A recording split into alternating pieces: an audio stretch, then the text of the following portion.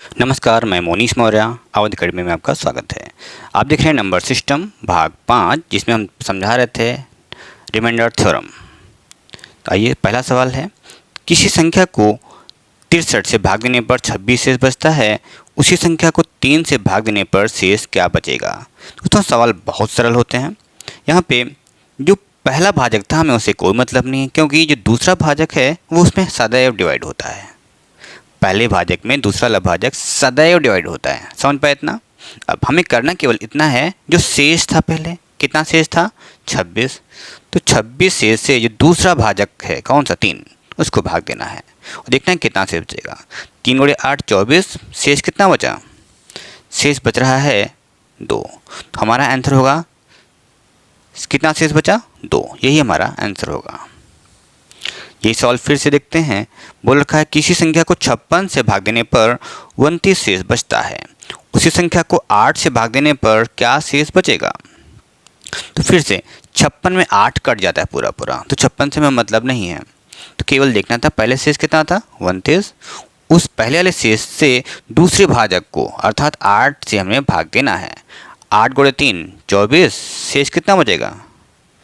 शेष बचेगा 5। यही हमारा होगा आंसर। देखिए, सेकंड में आपका आंसर आ रहा है। अगला सवाल है, किसी संख्या को 899 से भाग देने पर 63 शेष बचता है, उसी संख्या को 29 से भाग देने पर शेष क्या बचेगा। तो हमें 899 से कोई मतलब ही नहीं है, केवल देखना शेष पहले कितना था? 63। अब 29 से जब हम भाग देंगे तो कितनी बार जाएगा? 2 बार। 29 गुणे 2 58, शेष बचा 5। यही हमारा होगा आंसर। अगला सवाल थोड़ा सा कठिन है। किसी संख्या को 5 से भाग देने पर 3 शेष बचता है, यदि भागफल को 4 से भाग दिया जाए तो 3 शेष बचता है, संख्या क्या है। हमें पता है भाज्य बराबर भाजक गुणे भागफल प्लस शेषफल। पता है इतना? ये सबको पता होगा और आप तैयारी कर रहे हैं। अब इसी कड़ी से अगर हम चीज़ों को लिंक करें तो एक कंडीशन ये दिखेगी, भाजक संख्या और शेष फल, ये हमें कॉलम बना लेने हैं। तो संख्या हमने कितनी मान ली? x। क्या माना हमने? x। और पहला भाजक कौन सा है? 5। और 5 से जब x को भाग देंगे तो भागफल क्या मिलेगा? भागफल मिल रहा है y भागफल मिल रहा है और शेष कितना मिला? 3। दोबारा मैं बोल रखा भागफल से 4 से भाग दें, भागफल को 4 से भाग दें तो कितना शेष बच रहा है? 3। दोबारा फिर से 3 शेष बच रहा है। उम्मीद करते हैं इतना समझ पा रहे हैं, समझ रहे हैं। संख्या हमने मानी x को जब हम 5 से भाग दिया, y भागफल आया और शेष बचा 3। जब y भागफल को हम 4 से भाग देंगे तो शेष बच रहा है 3। अब यहाँ पे भागफल कितना आया ये समझना है। हमें कोशिश ये करनी है, यहाँ पे एक मान रखना है। एक क्यों? यहाँ पे न्यूनतम मान रखना है हमें। न्यूनतम मान 1 हो सकता है। और अधिकतम मान पूछेगा, अधिकतम मान यहाँ पे 2 हो सकता है, 3 हो सकता है, 4 5 6 7, या कह सकते अनंत मान हो सकते हैं। इसलिए न्यूनतम मान ही रखना होता है और न्यूनतम मान ही आप निकाल पाएंगे। तो हमें पहले y का मान निकालना है। तो y का मान कैसे निकलेगा? तो हो जाएगा भाजक गुणे भागफल प्लस शेषफल। जो 4 गुणे 1 प्लस 3 कितना हो गया? 7। अब निकाल लेना है हमें x का मान निकालने के लिए हमें y का मान अब निकाल चुके हैं। कितना y का मान आया है? 7।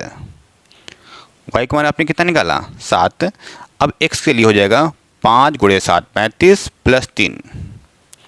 5 गुणे 7 प्लस 3 कितना हो जाएगा? 5 गुणे 7 35 प्लस 3 38। ये हमारा होगा आंसर 38। संख्या का न्यूनतम मान होगा 38। हालांकि अधिकतम मान पूछता तो वो निकालना संभव नहीं होता, बहुत सारे मान आते हैं। अगला सवाल देखते हैं। अगला सवाल है, यदि किसी संख्या को 7 से भाग देने पर 1 शेष बचता है, यदि भागफल को 5 से भाग दिया जाए तो 2 शेष बचता है, संख्या क्या है। वही कंडीशन हम देख रहे हैं। तो संख्या हमने मान ली है x, जब 7 से भाग देंगे y भागफल होगा और शेष बचेगा 1। दोबारा में इस भागफल को जब हम भाग देंगे 5 से तो शेष कितना बच रहा है 2। न्यूनतम भागफल जब 5 से भाग देंगे तो हम मान लेंगे 1। तो y का मान यहाँ से निकाल पाएंगे 5 गुणे 1 प्लस 2 तो कितना हो जाएगा 7। यहाँ पे हम मान 7 एज्यूम करेंगे तो x का मान जब निकालना होगा तो हो जाएगा 7 गुणे 7 प्लस 1। इनको गुणा करना है और जोड़ लेना है। 7 गुणे 7 49 प्लस 1 कितना हो जाएगा x का मान 50। ऑप्शन दिखाई दे रहा है। अगला सवाल है किसी संख्या को क्रमशः 8, 4 तथा 9 से भाग देने पर शेषफल क्रमशः 7, 3 तथा 4 बचता है, वह संख्या क्या है। तो ये सवाल थोड़ा सा कठिन हो गया है, घबराना बिल्कुल नहीं है। अब यहाँ पे अगर हम देखें तो 3 वैल्यू हो गई है x, y और z। तो 8 से भाग दिए x को कितना शेष बचा 7, और अगर हम 4 से y को भाग दें तो शेष कितना बच रहा है 3। अगर हम z को 9 से भाग दे रहे हैं कितना बच रहा है 4। इस चीज़ को समझ पा रहे हैं आप। यहाँ पे न्यूनतम भागफल हमें मान लेना है 1। ठीक है, न्यूनतम भागफल 1 मानना है। तो सबसे पहले आप z का मान निकाल लेंगे। z के लिए क्या करेंगे 9 गुणे 1 प्लस 4। तो 9 गुणे 1 9 प्लस 4 कितना हो गया 13। ये आपने मल्टीपल किया है, जोड़ लिया है। अब z का मान निकल चुका है, हम z का मान यहाँ पे एज्यूम करेंगे कितना 13। z का मान कितना है 13। अब हम निकालेंगे y का मान। तो y के लिए इनको गुणा करना है और ये जोड़ना है। तो हो जाएगा 4 गुणे 13 प्लस 3। 13 गुणे 4 52 प्लस 3 कितना हो जाएगा 52 3 55। हमें निकालना है x का मान। अब y का मान आ चुका है 55। कितना है y का मान 55। y का मान 55 है 55। अब हमें निकालना है x का मान। तो हो जाएगा 8 गुणे 55 प्लस 7। 8 गुणे 55 प्लस 7 ये हो जाएगा 8 गुणे 5 40। 8 गुणे 5 40 प्लस 4 44 प्लस 7 ये हो जाएगा 447। समझ में आया नहीं आया। पहले हम हमेशा नीचे से चलेंगे। यहाँ पे न्यूनतम मान 1 मानना है, फिर z का मान पहले निकाल लेंगे, फिर y का मान, तब अंत में x का मान निकल पाएगा। अगला सवाल देखते हैं। इसी टाइप का सवाल है किसी संख्या को 13 से भाग देने पर 1 शेष बचता है। यदि भागफल को 5 से भाग दिया जाए तो 3 शेष बचता है। यदि संख्या को 65 से भाग दिया जाए तो शेषफल क्या बचेगा। समझते हैं सवाल को। संख्या आपने मान ली x। जब x को हम 13 से भाग देंगे तो भागफल हमें मिलेगा y और शेष बचेगा 1। अब भागफल को जो हम 5 से भाग दे रहे हैं तो भाग न्यूनतम मान यहाँ पे रखना है, 1 ही रखना है न्यूनतम मान। ठीक है, तो भागफल को जो हम 5 से भाग देंगे तो शेष बच रहा है 3। ठीक है, ये शेष है, ज़्यादा दिमाग नहीं लगाना है। तो पहले हम निकालेंगे y का मान। ये हो जाएगा 5 गुणे 1 5 प्लस 3। 5 गुणे 1 5 प्लस 3 कितना हो गया 8। अब हमें निकालना है x का मान। तो ये y का मान तो आप निकाल चुके हैं कितना 8। y का मान निकाल चुके हैं 8। अब x के लिए क्या करेंगे 13 गुणे 8 प्लस 1। तो 13 गुणे 8 प्लस 1। 13 गुणे 8 104 प्लस 1 कितना हो गया 105। तो x का मान हो गया कितना 105। अब यहाँ पे पूछ रखा है कि संख्या को 65 से भाग दें। संख्या को 65 से भाग दें तो शेषफल क्या आएगा। संख्या आप निकाल चुके हैं। संख्या कितनी है 105। 105 को अगर हम भाग दें किससे 65 से तो शेष क्या आएगा 65 गुणे 1 65 बचा कितना 40। तो मेन संख्या हमने मालूम कर रखी है 105। उस मेन संख्या को अगर हम 65 से भाग दें तो शेष कितना मिल रहा है 40। 40 हमारा आंसर है। अगला सवाल कह रखा है किसी संख्या को क्रमशः 4 और 5 से भाग देने पर शेषफल 1 और 4 प्राप्त होता है। उसी संख्या को क्रमशः 5 और 4 से भाग देने पर शेषफल क्या प्राप्त होगा। तो समझते हैं ज़रा। तो हमने संख्या पहले निकालनी होगी, हमने मान रखी x, और जब इसको 4 से भाग दे रहे हैं तो शेषफल कितना मिल रहा है 1, भागफल आया y। अब y को जब हम 5 से भाग दे रहे हैं तो शेषफल कितना मिल रहा है 4। तो जरा समझिएगा, संख्या हमने मानी है x और क्रमशः 4 से भाग दे रहे हैं तो मिल रहा है y, और शेषफल मिला 1। 5 से भाग दिया तो शेषफल मिल रहा है 4। सवाल समझ पा रहे हैं? वही पुराना सवाल है। यहाँ पे न्यूनतम मान रखना है 1, तो पहले आप निकालेंगे y, तो हो जाएगा 5 गुणे 1 5 प्लस 4, 5 गुणे 1 प्लस 4 कितना हो गया 9। हमें निकालेंगे x का मान, तो यहाँ पे y का मान आप 9 निकाल चुके हैं, ये हो जाएगा x का मान, तो हो जाएगा 4 गुणे 9 प्लस 1, 9 गुणे 4 36 प्लस 1 कितना आ गया 37। अब सवाल पे आते हैं, पूछ रखा उसी संख्या को, संख्या कितनी मिली है हमें 37, उसी संख्या को क्रमशः 5 और 4 से भाग देने पर शेषफल क्या प्राप्त होंगे। तो संख्या हमें मिल चुकी है 37, 37 को हम क्रमशः भाग देंगे पहले 5 से, फिर भाग देंगे 4 से। तो 37 को जब हम भाग देंगे 5 से तो 5 गुणे 7 35, बचा कितना शेष 37 को 5 से भाग देंगे शेष कितना बचेगा 2।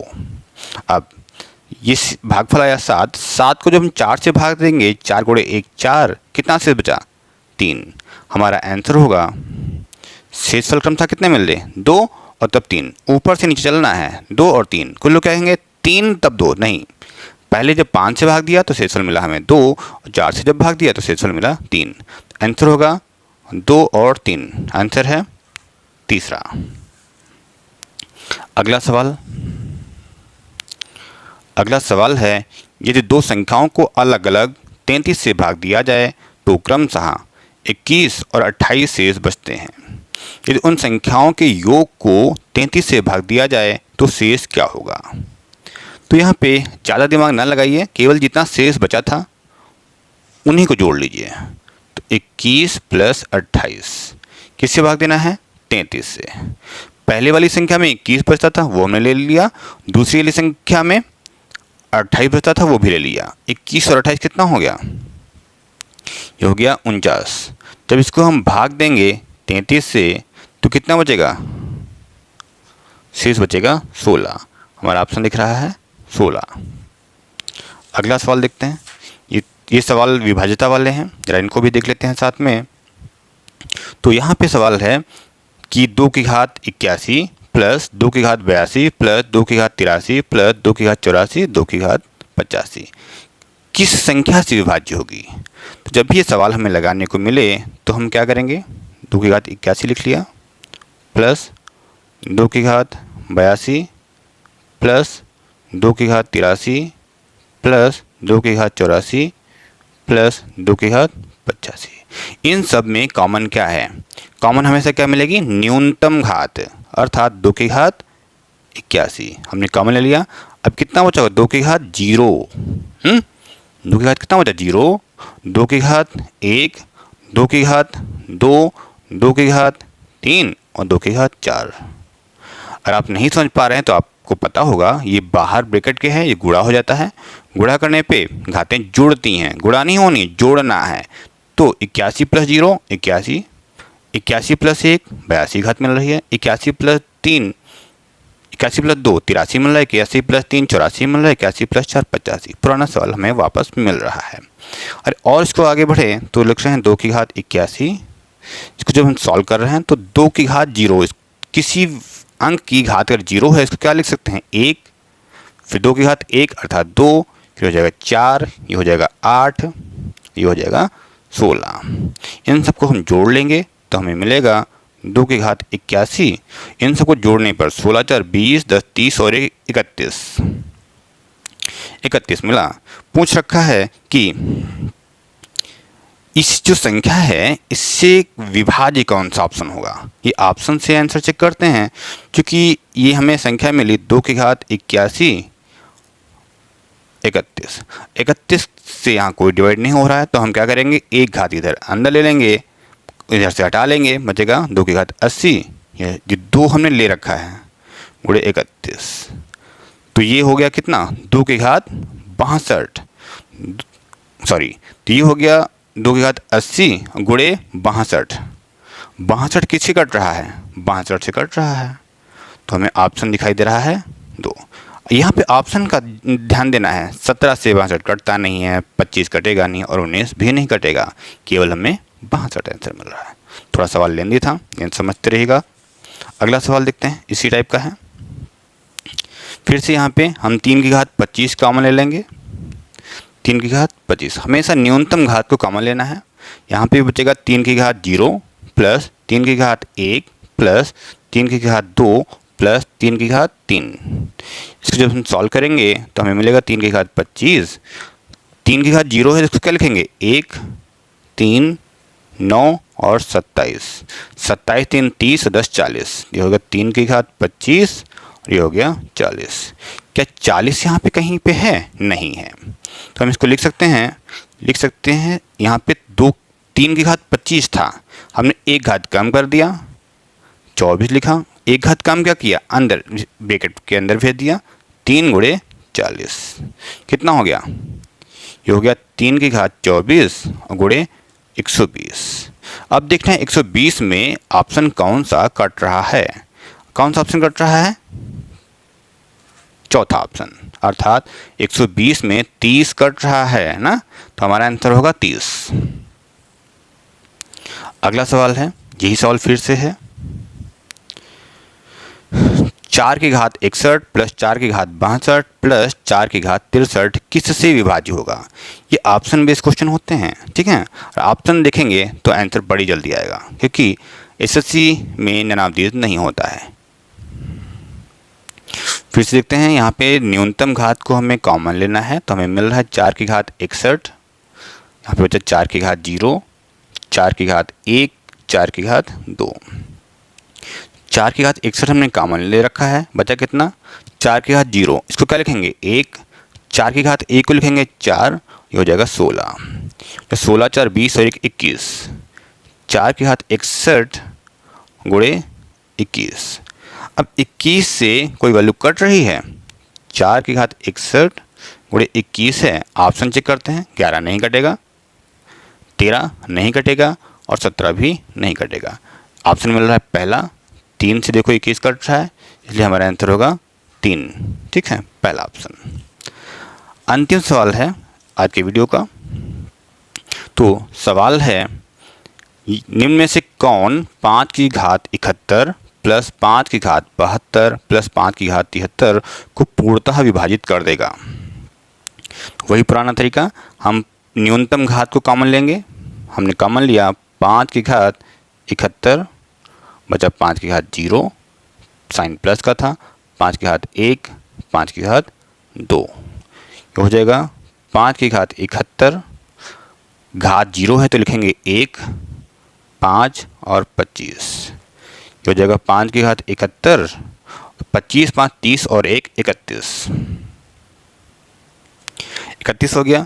अब ये वैल्यू कट नहीं रही है, ऐसा कोई ऑप्शन नहीं है जो 31 हो, तो हम क्या करेंगे, 1 5 इधर ब्रैकेट में दे देंगे, तो बचेगा 5 की घात 71 था, तो 5 की घात 70 बचेगा, 1 5 आपने निकाल लिया है, तो 5 गुणे 31 कितना हो गया, ये हो चुका है 5 की घात 70 गुणे 31 गुणे 5 कितना होता है, 155, अर्थात यह संख्या 155 से कट रही है, ठीक है, तो 155 से कट रही है, तो हमारा आंसर होगा 155, अर्थात तीसरा ऑप्शन।